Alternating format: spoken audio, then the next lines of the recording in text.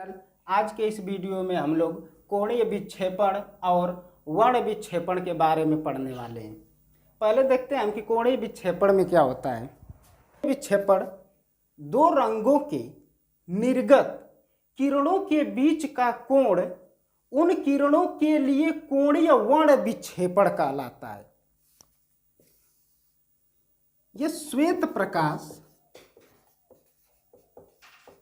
जब किसी प्रिज्म पर डाला जाता है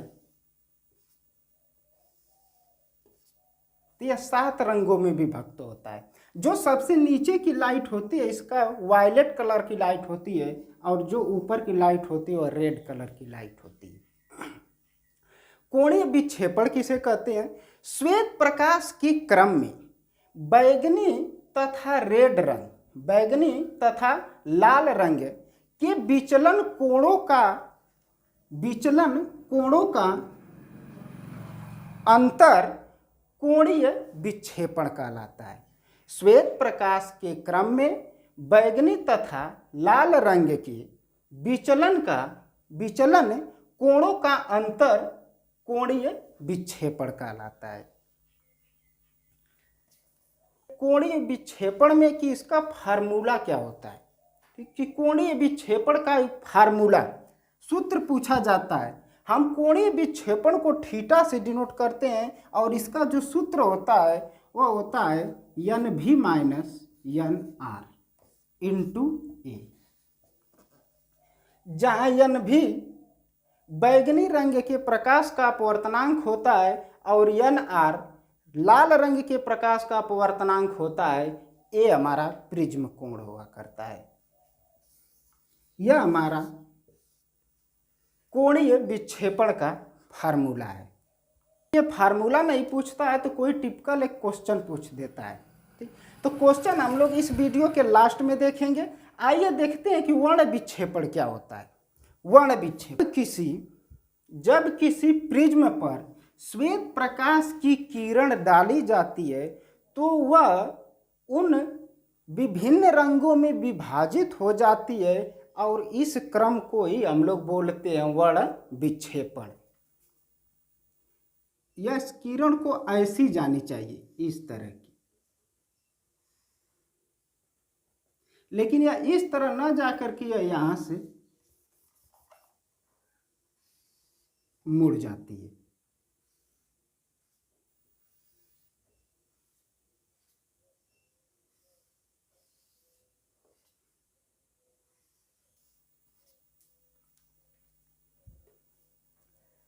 आप जानते हैं कि इस नीचे वाली किरण का नाम बैंगनी रंग दिया जाता है, वायलेट कलर, और ऊपर वाले किरण का नाम रेड रंग होता है जो लाल प्रकाश की किरण होती है। और सब प्रकाश की किरण इन्हीं के बीच में उपस्थित होती हैं जिन्हें हम विबग्योर के नाम से जानते हैं। विबग्योर के नाम से इसे जानते हैं। नामांकन नीचे से हम करते हैं। यह हमारा इंडिगो होता है, यह हमारी ब्लू होती है, यह जो होता है ग्रीन होती है, यह येलो होती है और ये वाली ऑरेंज कलर की लाइट होती है। यहाँ से क्वेश्चन एग्जाम में बहुत टिपिकल प्रश्न बनते हैं जो हमेशा बार बार पूछा करते हैं। आप जानते हैं कि जो ये बैंगनी रंग है, वायलेट कलर की लाइट है, जो इसकी तरंगदैर्घ्य होती है वह 3900 एंगस्ट्रॉम होती है, जो कि हम प्रकाश के प्रकीर्णन में इसे बता चुके हैं। और रेड रंग की लाइट की 7800 एंगस्ट्रॉम तरंगदैर्घ्य होती है। और इन रंगों की इन्हें बढ़ते हुए क्रम में, नीचे से ऊपर की ओर बढ़ते हुए क्रम में एंगस्ट्रॉम में इनकी तरंगदैर्घ्य होती है। यहां से क्वेश्चन पूछा जाता है,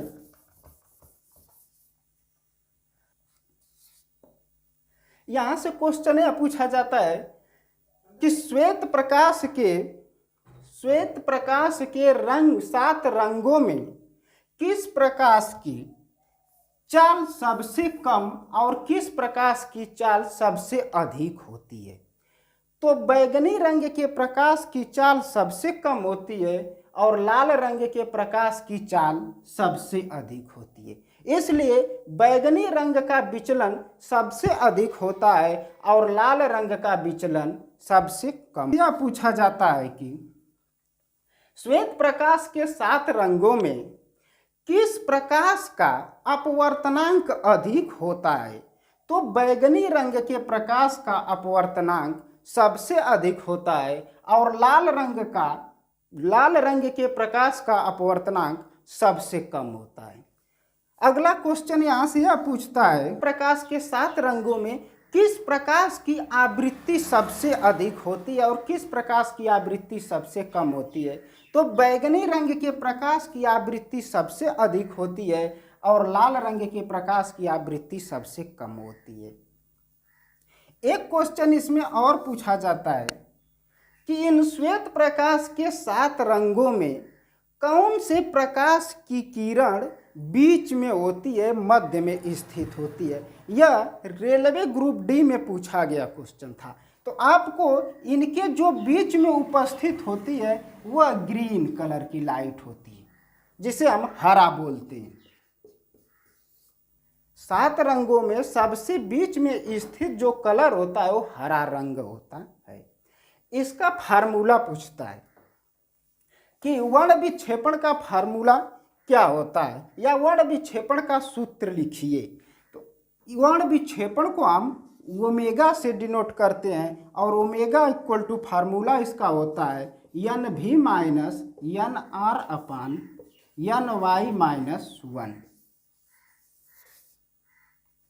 यह इसका फार्मूला होता है। जहाँ पे एन भी है ये बैगनी रंग के प्रकाश का अपवर्तनांक है, एन आर लाल रंग के प्रकाश का अपवर्तनांक है और एन वाई जो है ये पीले रंग के प्रकाश का अपवर्तनांक है। कभी कभी यह पूछता है कि पीले रंग के प्रकाश के अपवर्तनांक का फार्मूला क्या होगा? तो वह होता है N Y equal to N B plus N R upon 2 होता है। पीले रंग के प्रकाश के अपवर्तनांक का formula N Y equal to N B plus N R upon 2 होता है। फार्मूलों पर जैसे एग्जाम में क्वेश्चन आते हैं उन्हें हम देखते हैं कि कैसे एग्जाम में क्वेश्चन। एक प्रिज्म का प्रिज्म कोण 7 अंश है, जिसमें से श्वेत प्रकाश का निर्गमन कराया जाता है। यदि लाल तथा बैगनी रंग के प्रकाश के लिए प्रिज्म के पदार्थ के अपवर्तनांक क्रमशः 1.620 तथा 1.643 हो तो दोनों रंगों के मध्य कोणीय विक्षेपण कोण ज्ञात कीजिए। तो हमने आपको अभी कोणीय विक्षेपण कोण का फार्मूला बताया कि थीटा इक्वल टू होता है एन भी माइनस एन आर इंटू ए। जहाँ एन भी है, एन भी आपके बैगनी रंग के प्रकाश का अपवर्तनांक होता है, एन आर लाल रंग के प्रकाश का अपवर्तनांक होता है। तो बैगनी और लाल रंग के प्रकाश का अपवर्तनांक हमारा इस क्वेश्चन में दिया हुआ है। प्रिज्म कोण भी इस क्वेश्चन में दे दिया है। कह रहा है एक प्रिज्म का प्रिज्म कोण 7 डिग्री है, अर्थात आपके ए की जो वैल्यू है वो 7 अंश दे चुका है। बोल रहा है जिसमें से श्वेत प्रकाश का निर्गमन कराया जाता है यदि लाल तथा बैगनी रंग के प्रकाश के लिए प्रिज्म के पदार्थ के अपवर्तनांक क्रमशः 1.620 अर्थात एन आर का जो मान दिया है 1.620 दिया है और एन भी बैगनी रंग के प्रकाश का जो अपवर्तनांक दिया है 1.643 दिया हुआ है। आपसे पूछ रहा है तो दोनों प्रकाश के मध्य कोणीय विक्षेपण कोण ज्ञात कीजिए। आप जानते हैं कोणीय विक्षेपण कोण का फार्मूला, या आपसे यही क्वेश्चन पूछ सकता है कोणीय परिक्षेपण कोण ज्ञात कीजिए। विक्षेपण और परिक्षेपण एक ही होता है। तो इसी सूत्र पे हम लगाते हैं थीटा इक्वल एन भी का मान आपका दे रखा है 1.643 माइनस एन आर की वैल्यू दिया हुआ है 1.620 इंटू ए आपका प्रिज्म कोण है जो आपका 7 डिग्री दिया हुआ है। जैसे आप इसमें से इसको घटाएंगे तो आपका आएगा यहाँ से 3 में से 0 घटाएंगे 3, फिर 4 में से 2 जाएगा 2, 0 इंटू 0.023 इंटू आपका 7 डिग्री। जैसे ही आप इसमें इसका मल्टीप्लाइंग करेंगे तो आपका हो जाएगा 7 3 के 21, 7 दूनी के 14, 14 और 2 16, आपका 7 0 में 0, हासिल 1 16.2 स्थान पे इतना डिग्री, 0.2 स्थान पे ना होकर के 3 स्थान पे 1.161 डिग्री, या इसी को हम 0.16 डिग्री। आपके कोणीय विक्षेपण कोण की वैल्यू 0.160 आएगा।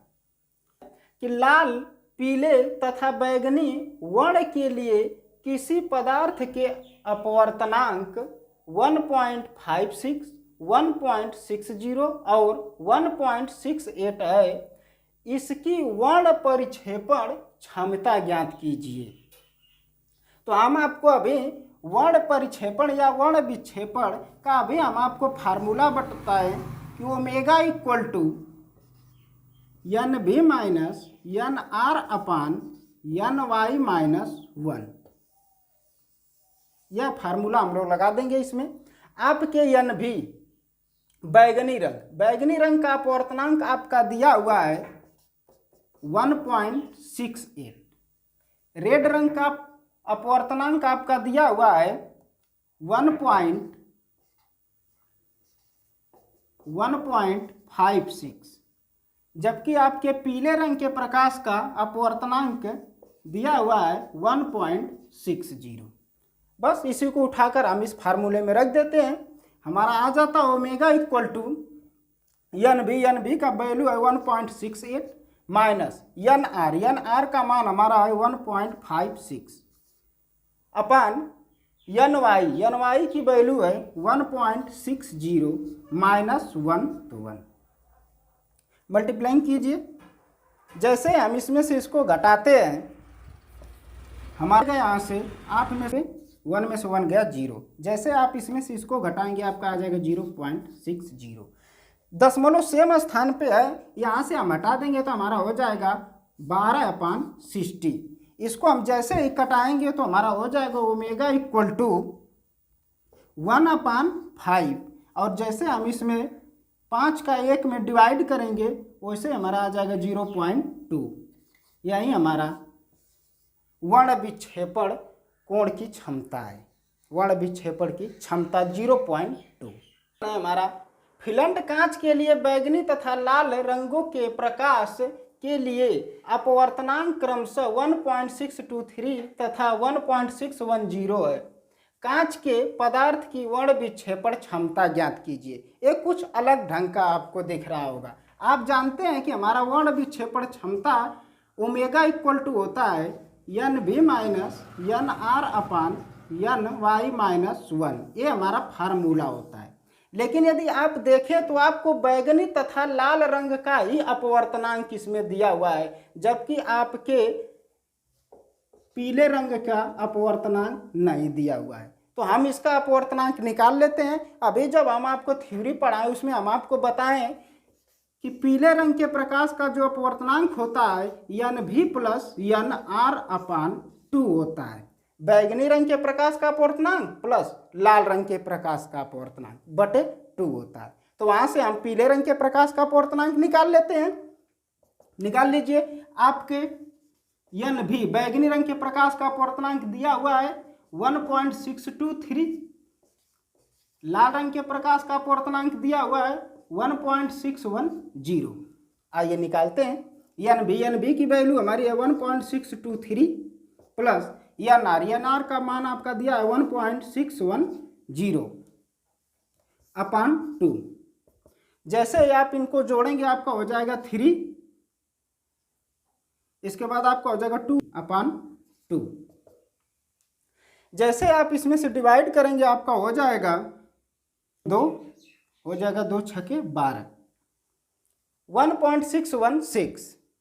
हम लोग पीले रंग के प्रकाश का अपवर्तनांक निकाल लिए। आइए हम निकाल लेते हैं वर्ण विक्षेपण ओमेगा इक्वल टू NV की वैल्यू हमारी है 1.623 माइनस NR का मान हमारा है 1.610 अपान NY का मान हम लोग अभी निकाले, आया हुआ है 1.616 माइनस 1। जैसे आप इसमें से इसको लेस करेंगे आपका, जैसे ही आप इसमें से इसको घटाएंगे आपका आ जाएगा 0.61। जैसे आप इसमें से आप इसका डिवाइड करेंगे ऐड करेंगे, आंसर आएगा 0.021। यदि आप इसे वैज्ञानिक रूप में लिखेंगे तो आपका आंसर हो जाएगा 2.1 इंटू 10⁻², और यहीं आपका आएगा वर्ण विक्षेपण की क्षमता। नेक्स्ट वीडियो में अब दोस्तों, थैंक्स।